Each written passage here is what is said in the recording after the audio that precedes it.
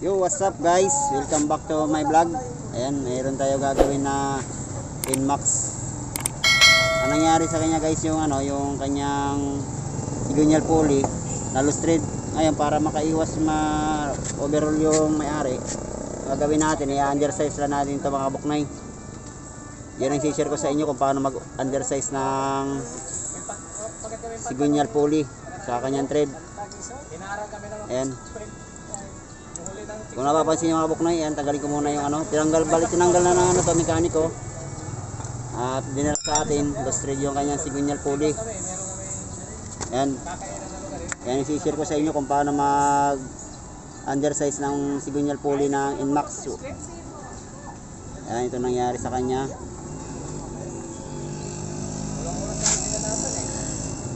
Tanggalin muna natin itong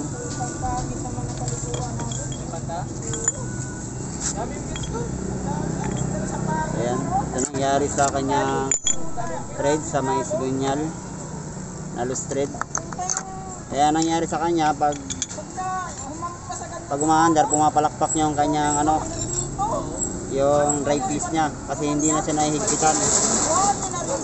nahihigpitan yung drive piece, kaya ang nangyayari, pumapalakpak siya, maingay, parang ganung mga kabuk na nangyayari.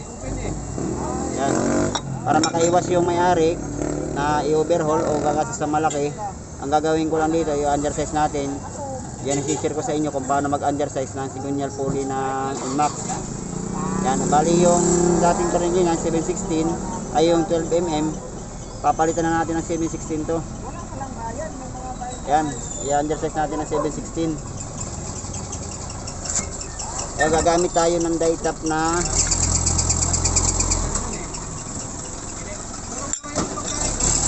yan. Gagamit tayo mga kabuknoy ng die tap na 716. Ayan, yan. Napapansin nyo, may 716 tayo na die tap dito. Yan ang lalagyan natin ang thread to. Tapos gagamit tayo ng nut na 716. Ayan. Bali magaspang na siya. Dati kasi 12mm lang tong nut nya. Ang gagawin natin na natin ng 716. Bali liliit lang siya ng konti sa 12mm mga kabuknay. Yan, panoorin mo ko paano mag undersize na cigonyal ng Inmax 155 para hindi na ma-overhaul yung makina nya, para iwas overhaul. Tara.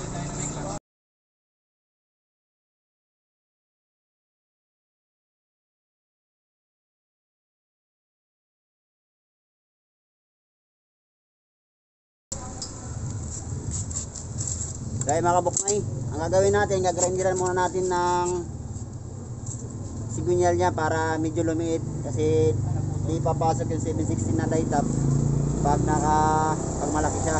Kailangan magbabawas tayo rito ng konti. Gawin natin, grindiran natin para mawala yung dating thread niya. Saka itong gagamitin natin die tap 716. Yung gumamit tayo ng extension para may pihitan tayo sa die tap. Yung gumawa na tayo. Yung grinder muna natin to.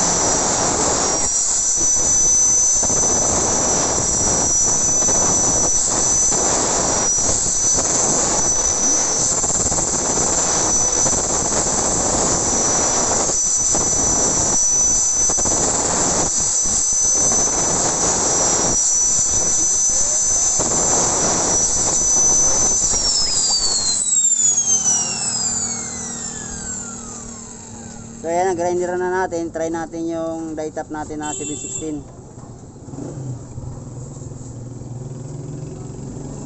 Yan, try natin lagyan ng thread.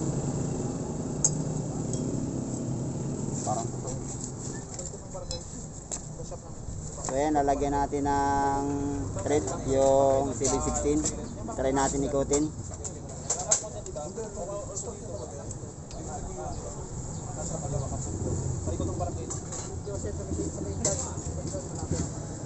Yan, lagyan natin basahan yung kanyang sigunyal.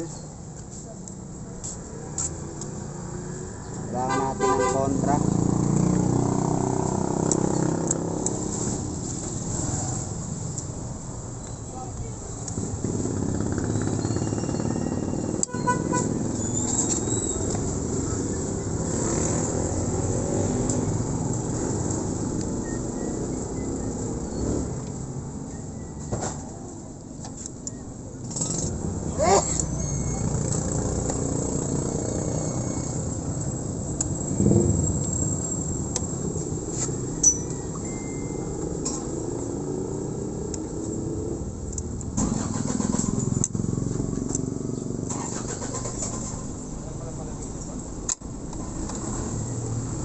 Sabi niya ako.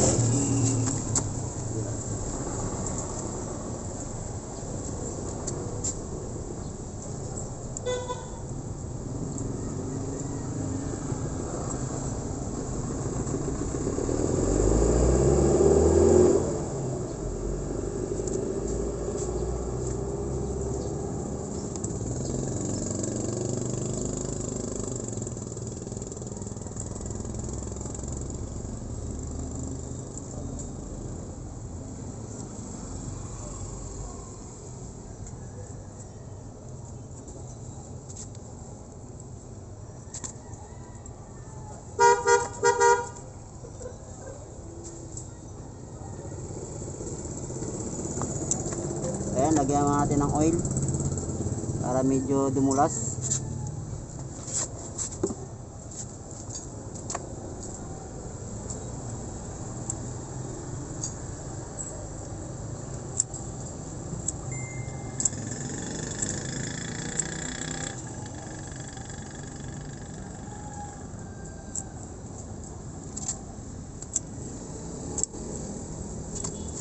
Kaya mga kabuknoy, nalagyan na ng thread. Ang gawin natin, ibalik-balik lang natin yung die tap natin para hindi ma-lose yung thread.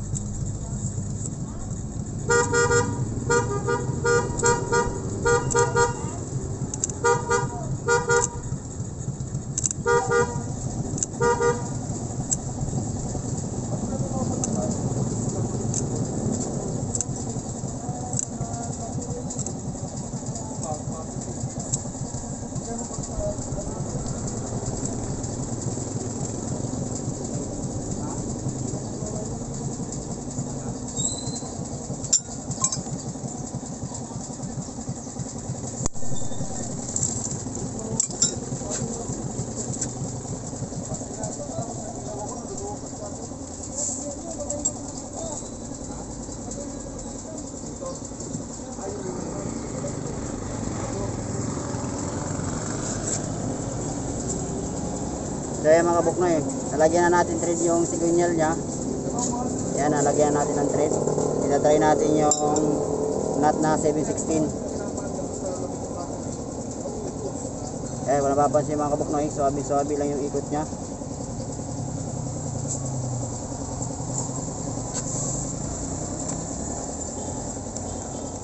Sa mga ganitong problema sa sigunyal nyo, sa sigunyal pulley, kung ayaw ma-overhaul yung motor nyo, pwede nyo dalhin sa akin kung malapit lang kayo sa BF Road, 3rd Street, Santa Catalina, Barangay El Spirit.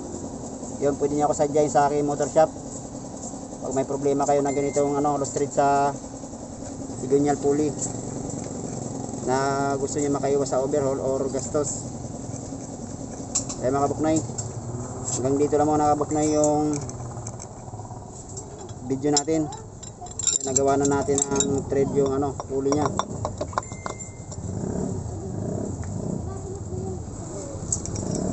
Try natin ikabit.